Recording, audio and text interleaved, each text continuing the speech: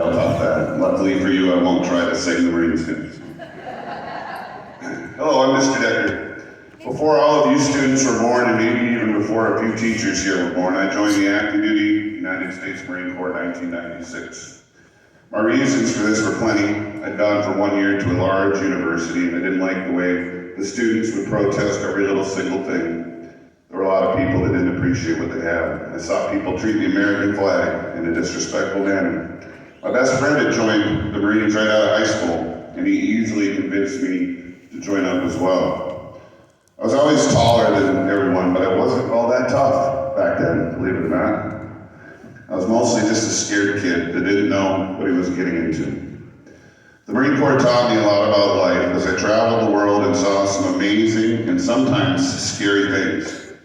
Now it's 2023 and I'm 46 years old. I served 25 years of my life in uniform, either in the Marines or wearing a police uniform. That's a quarter of a century. I was a cop in the Midwest for a long time in Seattle. The things I saw on the streets and the quality of people I dealt with day in and day out led me to not appreciate America all that much. There's a lot of good people in this world, that is very true. There's also a lot of people in this world that want to hurt other people.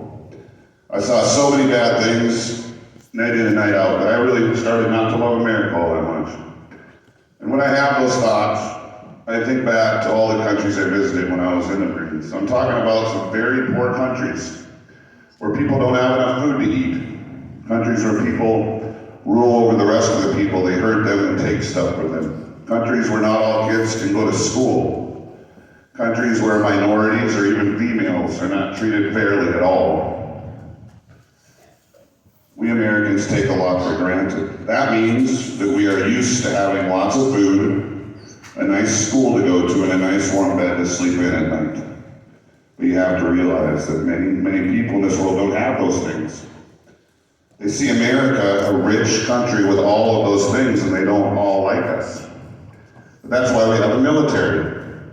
Some say we spend too much money on the military, but that's precisely the point.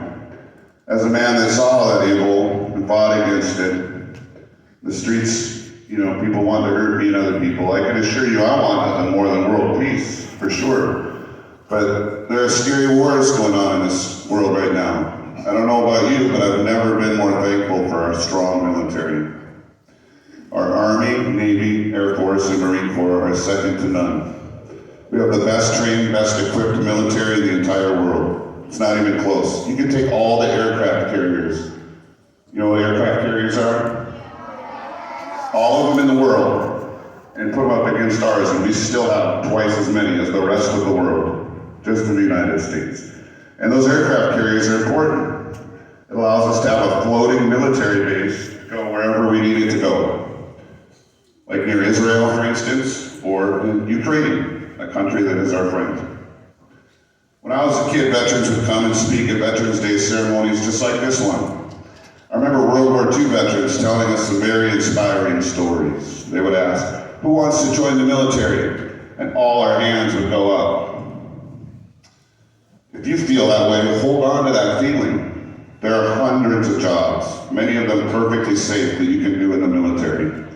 If you want to honor veterans, and if you love America, the best thing you can do is someday join the military yourself. But you can start right now.